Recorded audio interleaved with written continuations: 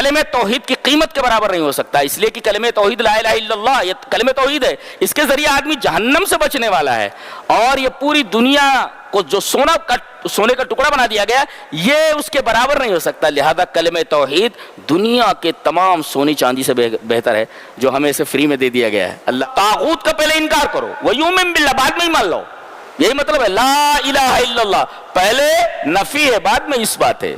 اور طاغوت کسے کہتے ہیں؟ طاغوت کی تعریف ہے کل ما عبد سوى اللہ فهو طاغوت، اللہ کے علاوہ جس چیز کی بھی عبادت کی جائے وہ طاغوت ہے۔ کوئی انسان ہو اس کی عبادت کی جائے، جیسے بہت سارے لوگ ہیں، کتنے مزارات ہیں، کتنی درگاہیں ہیں، کتنے آستانے ہیں، کتنے منادر ہیں، کہتے ہیں کیا اتنی بڑی شخصیت دفن ہے، ارے شخصیت کتنی ہی بڑی کیوں نہ ہو عبادت کے لائق نہیں ہو سکتی، اور اگر اس کی عبادت کی جا رہی ہے تو وہ طاغوت ہے۔ تو کل ما عبد سوى اللہ فهو طاغوت، اللہ کے علاوہ جس چیز کی بھی عبادت کی جائے وہ طاغوت ہے۔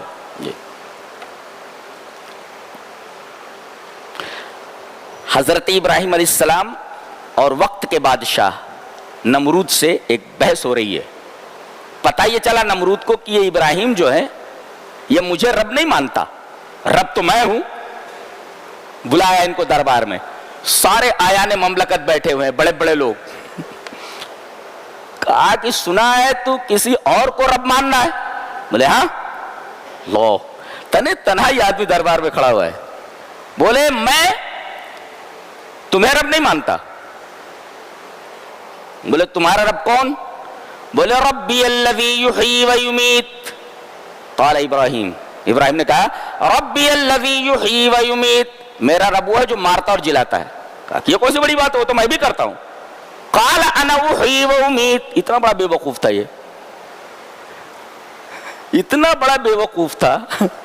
بے وقوف ہی لوگ بادشاہ ہوتے ہیں اس قسم کے، جن کے پاس عقل نام کی کوئی چیز نہیں ہوتی۔ کیا ہوا کہ دو قیدی تھے، ایک کے بارے میں یہ فیصلہ ہو گیا تھا کہ اسے رہا کر دیا جائے، اور ایک کے بارے میں فیصلہ تھا کہ اسے قتل کر دیا جائے، اصلی مجرم وہی ہے۔ تو جس کو چھوڑ دیا جانا تھا اس کو قتل کر دیا، اور جس کو قتل کیا جانا تھا اس نے چھوڑ دیا، کہا دیکھو میں بھی مارتا ہوں اور میں بھی جلاتا ہوں۔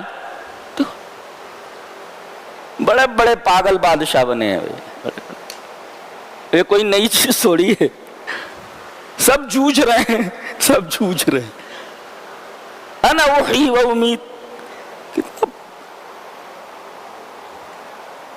کیا بولیں گے بتائیے؟ حضرت ابراہیم علیہ السلام نے دیکھا کیسا آدمی ہے یہ، لیکن اس بات کو انہوں نے چھیڑا نہیں۔ وہ بول سکتے تھے زندگی اور موت کا یہ مطلب نہیں ہے جو تم لے رہے ہو، اس دلیل پر وہ بحث کر سکتے تھے، اس بات پر بحث کر سکتے تھے، لیکن چھیڑا نہیں حضرت ابراہیم نے، فوراً آگے بڑھ گئے۔ قال ابراہیم فإن اللہ یاتی بالشمس من المشرق فأت بها من المغرب فبہت الذی کفر، میرا رب وہ ہے جو سورج کو مشرق سے نکالتا ہے مغرب میں ڈبوتا، تو ایسا کر کہ مغرب سے نکال کر مشرق میں ڈبو دے۔ فبہت الذی کفر، حیران ہو گیا کافر۔ بچہ سوال کر سکتا ہے کہ فرعون بول سکتا تھا کہ میں ہی ہوں جو مشرق سے سورج کو نکالتا ہوں مغرب میں ڈبوتا ہوں، تو اپنے رب سے بول کہ مغرب سے نکالے اور مشرق میں ڈبوئے۔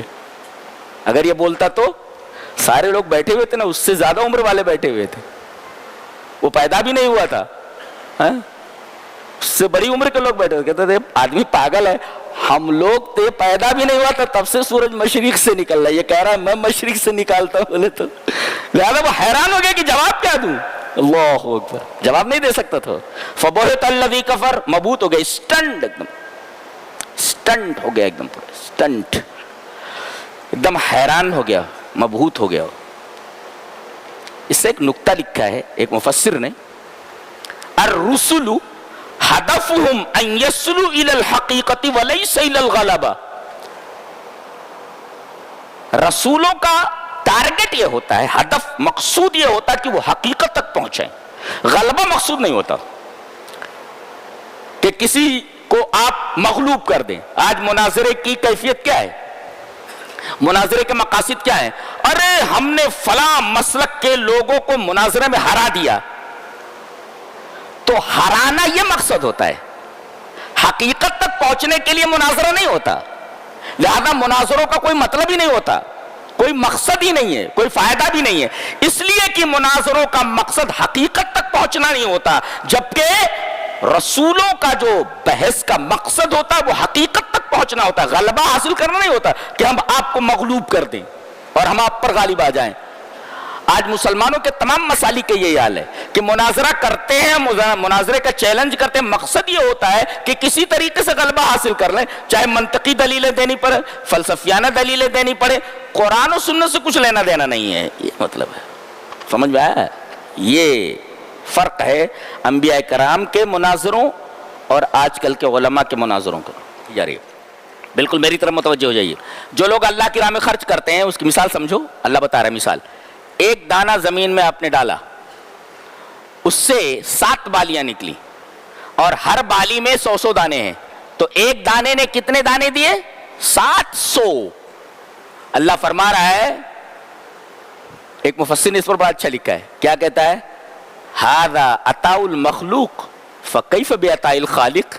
ایک مخلوق ایک کے بدلے 700 دے سکتا ہے، ایک مخلوق ایک دانہ ہے جو ایک دانے کے بدلے 700 دانے دے سکتا ہے، تو اللہ خالق جب دینے پر آئے گا تو ایک کے بدلے کتنا دے سکتا ہے؟ ھذا عطاء المخلوق فکیف بعطاء الخالق۔ ایک دانہ 700 دانہ دیتا ہے، یہ مخلوق ہے، دانہ مخلوق ہی تو ہے، اب بتاؤ خالق جب دینے پر آئے گا تو کتنا دے گا؟ اندازہ لگائیے، فکیف بعطاء الخالق۔ بہت پیاری بات کہی گئی ہے چیز، اور اللہ تبارک و تعالیٰ کی صفت بھی بیان کی گئی، واللہ واسع علیم۔ اللہ تو وسعت کے ساتھ دینے والا اور جاننے والا ہے، کس کو کتنا دینا چاہیے یہ اسے علم ہے، اور اس کے خزانے میں کوئی کمی نہیں ہے، بڑا واسع ہے۔ اس کے بعد کہا گیا، یہ تو فضیلت بتائی گی، یہ بتانے کے لیے کہ اللہ کی راہ میں زیادہ سے زیادہ خرچ کرو۔ اب آدمی نے خرچ کر دیا، کہتے ہیں کہ اگر 4 چیزیں پائی جائیں تو صدقے کا کوئی فائدہ نہیں ہے، انفاق فی سبیل اللہ کو کوئی مطلب نہیں۔ ایک تو ایمان نہیں ہے تو صدقے کا کوئی فائدہ نہیں، دوسرے ایمان ہے مگر دیا ریاکاری کی وجہ سے، دنیا کو دکھانے کے لیے، صدقہ ضائع ہو گیا۔ تیسرے احسان جتا دیا، احسان جتا دیا، صدقے کا کوئی مطلب نہیں، صدقہ ضائع ہو گیا۔ اسی طریقے سے تکلیف پہنچا رہا ہے اس کو، اذا، اس کو تکلیف پہنچا رہا ہے جس کو پیسے دیے ہیں۔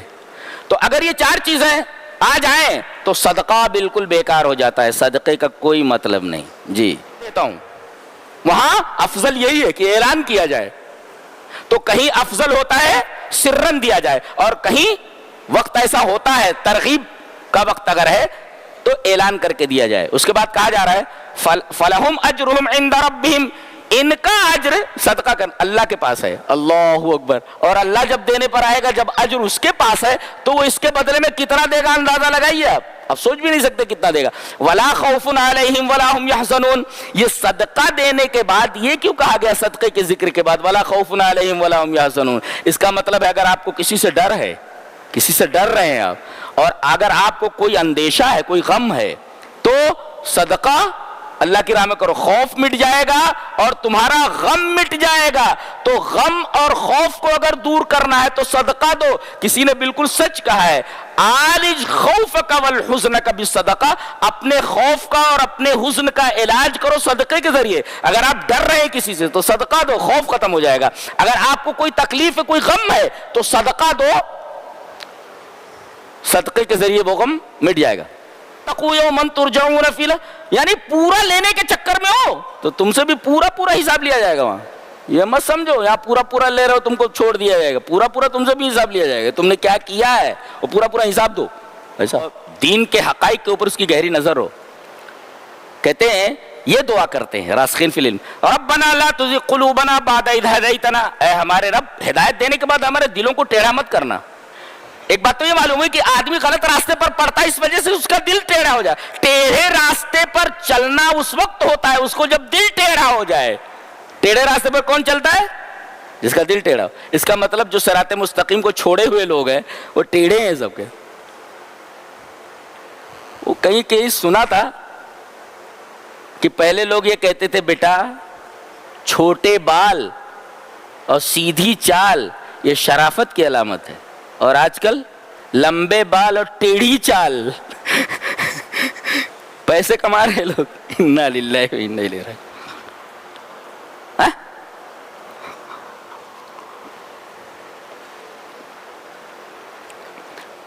टेढ़ा कब होता है आदमी?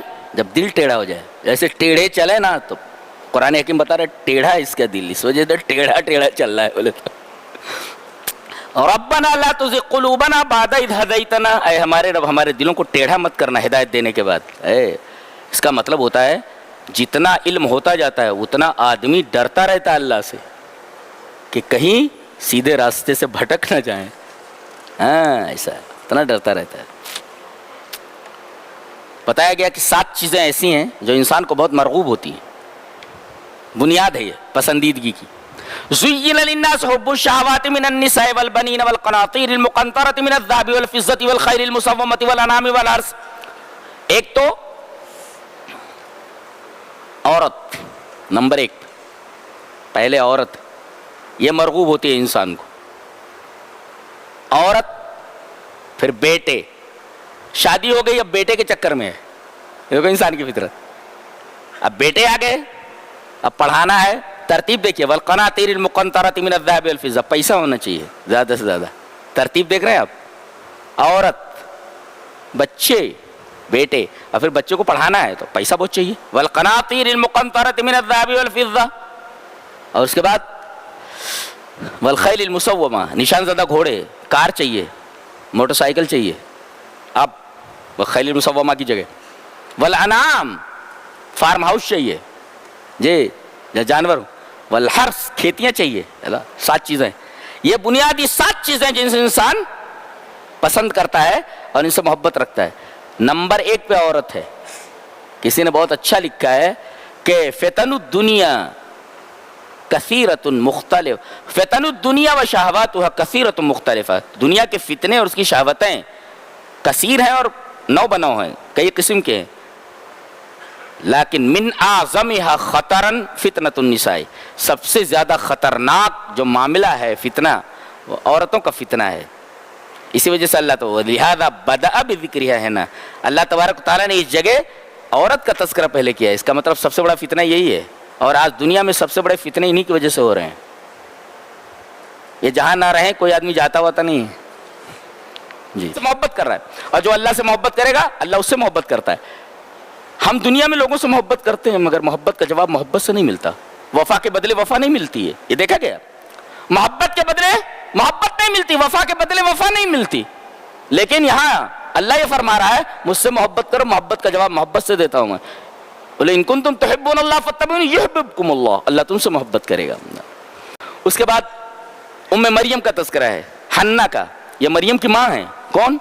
उन्होंने, उनकी औलाद नहीं होती थी, जब इनको हमल ठहरा तो इन्हें नजर मानी कि मेरे रब मेरे पेट में जो बच्चा है मैं तेरी मस्जिद की नज़र करती हूँ, हैकल सुलेमानी बैतुल मक़दिस की नज़र करती हूँ। एक मुफस्सिर ने बड़ा अच्छा लिखा है कि कौन है, हाथ उठा करके ज़रा बताए कि अपनी बीवी को हामिला देखने के बाद बीवी और शौहर दोनों ये कहे कि ए अल्लाह मैं अपने इस बच्चे को तेरी दीन की खिदमत के लिए तैयार करने वाला हूँ। बोला ये सालेहीन हैं, ये अच्छे लोग हैं, ये सालेहा औरतें हैं, ये नेक लोग हैं, सालेहीन हैं, जो बच्चे के पैदा होने से पहले ही प्लानिंग करते हैं कि दीन की खिदमत करेगा ये बच्चा। हम लोग क्या प्लान करते हैं, डॉक्टर बनेगा, ये बनेगा, वो बनेगा, पता नहीं क्या क्या प्लानिंग करते रहते हैं। ये देखो तालीम दी गई।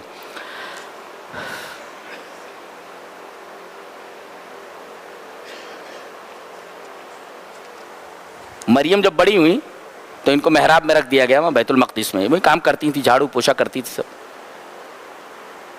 और कफ़ालत कौन करते थे? इनके खालू ज़करिया। एक दफ़ा ये आए, उन्होंने देखा मेहराब के अंदर बगैर मौसम के फल रखे हुए हैं। अरे रे रे, क़ाल या मरियम अन्ना लकी हाज़ा, ये बगैर मौसम के, ये फल तो इस मौसम के नहीं है, कैसे आए? ये नुक्ता बताया गया है कि बच्ची के हाथ में मोबाइल देखें तो पूछें, हमने तो नहीं दिया था, कहाँ से लाई है? भाई को पूछना चाहिए, बाप को पूछना चाहिए, माँ को पूछना चाहिए, कहाँ से आया है, कौन लाया इसको? मैंने तो नहीं दिया था। ये कह रहे हैं इस मौसम का फल नहीं है, कहाँ से आया है? वो कह रही हैं हुआ मिन इंदिल्लाह, अल्लाह की तरफ से है ये। अल्लाह।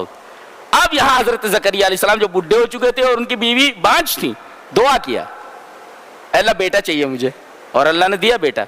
पता ये चला कि किसी की नेमत देख करके हसद नहीं करनी चाहिए, बल्कि अल्लाह से उसी वक्त दुआ मांगनी चाहिए, अल्लाह ये नेमत मुझे दे दे। तो हसद की जगह पर वो नेमत मांगनी चाहिए, वो कबूलियत का वक्त होता है, कबूल हो जाती है दुआ। ये नुक्ता बताया गया है। हुनालिका दआ ज़करिया रब्बहु, अल्लाहु अकबर, क्या बात है।